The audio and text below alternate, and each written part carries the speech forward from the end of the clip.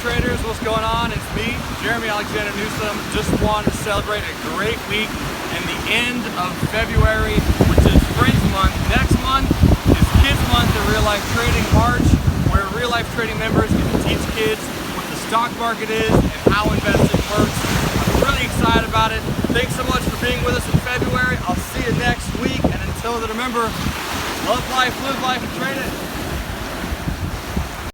All right, back to the computers, back to the charts. Let's talk about the market. It is Friday, 4:07 Eastern, 5:07, 5:08 now, Pacific time, and let's talk just kind of broad markets and what's going on out there today. So the market gapped down today, and at the very beginning of the market, there were a few traders who thought that this could be a very bearish day. And I was hoping that it was going to be, but we really honestly didn't think it was going to be a bearish day. So when we were gapping down, my thoughts were one of two things are going to happen. We're either going to be pretty bearish on the gap down, or we're going to just trade up all day. And unfortunately, we were just talking about this in Slack. I bailed on some SPY calls about 10 minutes too early. Anyway, so here's kind of the pre-market data on the SPY.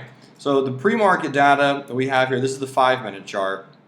Once it broke above this little resistance right here, pre-market, broke above and was kind of pulling back, we noticed kind of an ugly inverted head and shoulders pattern. So on this pullback, we were getting into some 236 call options for about 25 cents and some change. So we're able to sell them right around here for about 27 cents, give or take. But again, sold them, I guess, just a little too early on those because it could have held on for about double or triple their overall purchase price. But either way, no big deal. It was coming to the last 15 minutes of the day. Could have done that exact same move, but on the downside. So bullish trend still continues. Very strong gap initially, which tells me that this particular market likely will not have a retracement. Now, what I mean by that is it could. Obviously, this could happen, but more often than not, in these really strong markets, what we're going to see for a slowdown is just something like this, where we just kind of trade sideways for a while and all the moving averages catch up. So right now on SPY, this is a new fib target. My last fib target was back in here somewhere. I think it was the close of this candle, the 9th of February, if I'm not mistaken. I don't remember exactly where it was. No, it was up here, actually. I'm sorry. 233.78 was 233.08, something like that. So anyway, now if I zoom out a little bit, let me just kind of show you my new targets, 237.40 based on this wave rotation right here. So here's the primary move, this bearish pullback, and then this thrust higher. So 237.40, probably hit that sometime next week. So Dave Zamora, great job. A lot of traders had some bull put spreads expire today out there on the markets. The SPY. Here's the IWM 129, 128 bull put spread that we got into forever ago. Those are off the table now. And then here's the Dow Jones ETF, ticker symbol DIA. And the Dow, the 192, 191 bull put spreads also expired worthless today. So again, very strong trend, very strong market. Looks like we more than likely won't get that retracement, but overall probably a soft sideways movement like this one before the market eventually potentially continues a little bit higher. So let's go ahead and talk about some stocks that a lot of you have been requesting today, and there are some good ones. So first and foremost, here's Square, ticker symbol SQ. What's interesting about this gap, ladies and gentlemen, is that Square is at an all-time high. This is one of the stocks that I've liked since its IPO the most as far as the tech stocks go. This is the company that allows you to plug in that point of sale device on your phones and take purchases from customers. You might have seen them if buying a hot dog or something out of a baseball game, or maybe going to one of those really cool hipster East Nashville baristas, or going some other place that, you know, they're just cool and trendy. Square, ticker symbol SQ, that's what that company is, at least to my knowledge. So with this huge breakout on a weekly, looks very strong, similar to Shopify, which I also like. Looks like a 1, 2, 3, 4, 5 wave count. And with this breakout, here's your daily chart. You have a bunch of white candles, look like it's a retest gap. So I'm not saying it's going to happen, but this is what I hope happens on SQ. Looking for, since this is a wave 5, some kind of ABC pullback into the $16 area, and then a great buying opportunity on Square. But from this particular point, definitely looking to be bullish. Great volume, great gap at an all-time high, breaking its IPO high on earnings just a few days ago, looking pretty good. So talking about Square, here's Shopify. With Shopify, one of the stocks that I had posted a few weeks back, one of the stocks I'm most bullish on this year, and SHOP has proven that. Now, we pulled back a little bit the last 2 days, but obviously not everything goes up forever. So Shopify, here's what it looks like on a weekly chart. It's actually kind of silly at this point. You got a bunch of white candles in a row, and this too looks like a 1, 2, 3, 4, 5. So this could be very similar to what Square does. You know, I'm not entirely sure. They're not the exact same league by any means, but they're somewhat similar. Their charts look pretty similar as well. And I really like the breakout. So anyway, keep your eyes on Square. But with Shopify at this level, it's going to be hard to buy up here. So again, very similar. I'm expecting some sideways momentum, some slowdown on SHOP, but the trend is most certainly bullish. My good buddy Ken, who is a Twitter follower of mine, has a put sale. Match Long, a lot of other traders crushed Shopify last week. So at this point, looking for it to pull back or just trade sideways into the 20 exponential moving average, and then we'll look to go long again on Shopify. This one has been blowing up my inbox lately. NAK, Northern Dynasty Minerals.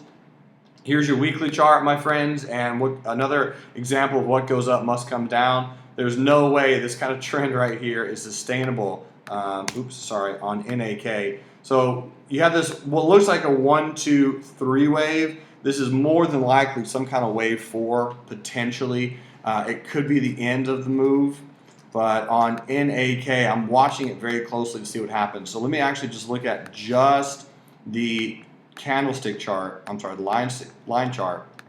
And what you'll notice on Northern Dynasty Materials is it simply traded to a very good old support, new resistance, which was right about here.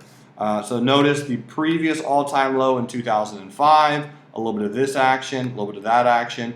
That was, in fact, the resistance on ticker symbol NAK. That's where we traded to. So that's where a lot of news stories and articles are coming out on the internet about NAK, and that honestly is just the exact point of where people should have been selling on this particular stock.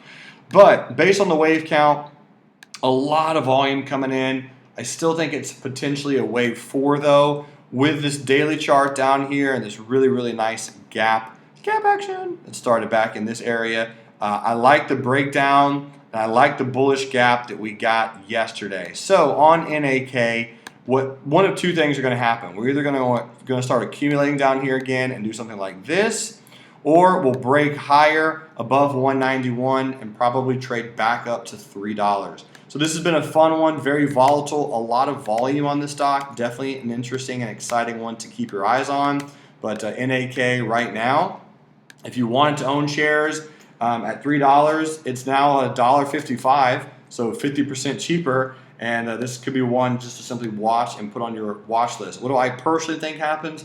I think we go a little bit lower, around $1, and start accumulating down there for a while, and then pop in a few months. INAP, this is one that a few traders are keeping your eyes on, and rightfully so. Nice little breakout candle yesterday with good volume. Nice little bullish gap action as well. Decent hammer candle today. Here's your exponential moving averages, those kind of catching up with it. So what most traders are watching is simply a break higher than the high of yesterday with a stop below the low of today's candle on ticker symbol INAP. All right, let's get to where you want to talk about this whole time. Here's NVDA, and NVIDIA gap down 2 days in a row. This gap down was mostly due in part to dividends, and it's a very, very strong gap. It was a great bearish move, and today we also gapped down almost to the 100 simple moving average, very, very close to it. I was hoping that we would trade down to there before we bounce because I was going to buy it like I buy Snicker bars. It didn't quite get there though. So at this particular point, I would love for NVIDIA to actually bounce off the 100, but this is a distribution area of some kind. So what are my thoughts on NVIDIA? Well, here they are. This was a retest gap. It's a very strong one, so expect the retest. Then a probable rollover will come, and from there, at that point, the 200 will be a little bit higher, and then we'll probably actually bounce off the 200.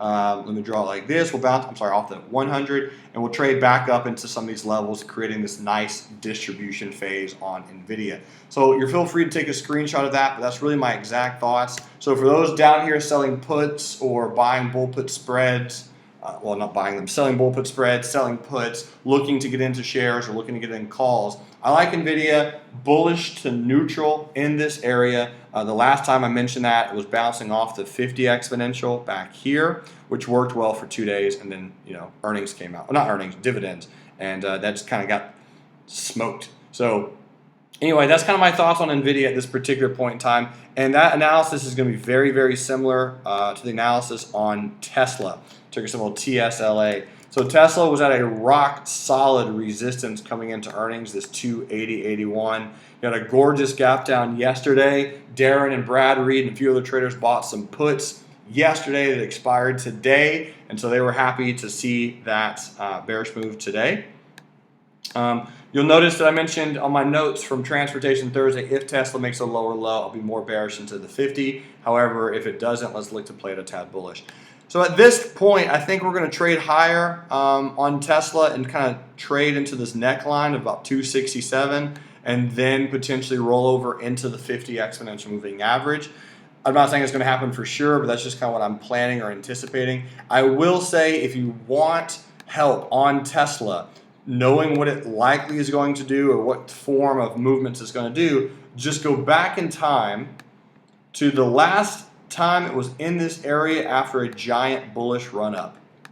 So this is April 2015, huge bullish run up into the exact same price, and wouldn't you know it, you had some bearish gap downs, then we retested, we rolled over, we retested, and we made some more lower lows. Is that going to happen this time? I'm not entirely sure, but I can say that there are a lot of similarities here.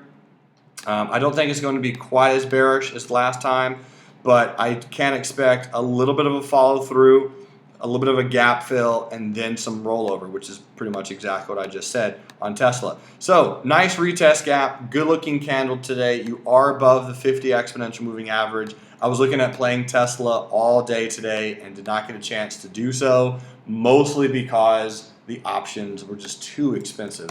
Here's Apple. Apple gapping down just a little bit and didn't quite bounce off the 10, but it probably bounces off the 10 and starts slowly creeping higher a little bit later in the day. Jesse and a few other traders bought some 136 call options on on Apple expiring today, right about here, and we're able to sell those in this general region for a very, very small gain, the 136 calls. That was really it on Apple, kind of a non-event, if you will. Pretty bullish overall. My good buddy Jason was looking at buying some calls as it pulled back into this 135.35 area. But either way, Apple, nice little gap down. Again, it's at the all-time areas. I did try buying it today. It worked out relatively okay. But for a nice long swing trade, I would like a little bit more of a bounce off of potentially the 20 exponential moving average. And last but not least today is BABA. BABA, nice bearish candle yesterday, gapping into the 20, bouncing off the 20. We're probably going to hang out here on a weekly chart, not doing very, very much, just kind of staying above some moving averages, chilling, doing its thing. And my good buddy Adam has a 110 covered call for April on Alibaba. One other really quick thing, ladies and gentlemen, for those watching this free real-life stock review, I have some other really exciting information. Next week begins Kids Month, and not only that, but I'm also having the opportunity to work with some other traders from around the world, and it's going to be in this particular presentation under Winvesting. What I like about this, and I will send you guys the link, it's going to be in the description box below in this YouTube channel, and also in your email. If you got an email from me, it's going to be below as well. What I like about this particular schedule is Mr. John Polk is a trader accounting firm, and talks about the IRS regards you as an investor and what that can happen on taxes. We're approaching tax season. I get a lot of questions about this. So I wanted to partner with Winvesting so that way you guys could get into this entirely for free. Now, of course, Watching a lot of other traders and investors, you can expect a potential sales pitch. I do have a presentation at 3:15 that day talking about day trading. If you want to come to it, it's going to be free. I'm not going to give any sales pitch, but just note that I'm excited about John's presentation, and there's some other presenters there as well. I don't know anything about Mr. Goldstein. I've never traded with him before, so I'm excited to see what he says about breaking and breakouts. I haven't worked with Gary at all, so he's talking about trends in futures, so I'm really kind of pumped to see if his information and Karen's information is about the same, and the same thing with Jeff. So anyway, I'm excited to meet some new traders, learn some new styles of trading, always filling my brain with knowledge, trying to get better, right? If you're the smartest person in the room, you got to get yourself a better room. So I'm going to be there at 1:45 listening to John, and then I'm going to be there at 3:15. This is Eastern Standard Time, ready to rock out. Pretty pumped about that. And of course, all those are going to be recorded. So make sure to register for this, claim your spot, sign up. It is entirely free. And yeah, you guys know the drill. You know how it works. I'm pumped. There's gonna be another one of these very similar a few weeks or a few days after this. So you'll be keeping your eyes on your inbox for that. I'll be sending that information to you as well. But ladies and gentlemen, March is Kids Month. I'm excited to be going to schools, home schools, public schools, private schools, teaching kids about the stock market, teaching kids about investing. That all is going to start next week. And I'll let the cat out the bag. More details very soon, but I will be reteaching the beginning classes at Real Life Trading, Trading for Beginners. So it's been about a year and a half or so since I've taught those live. I'm going to be teaching those live starting in mid-March. Be there. They're going to be free, and they're going to change the game again. I'm really pumped. Ladies and gentlemen, I'll see you later, and until next time, love life, live life, and trade. Have a great weekend. Bye.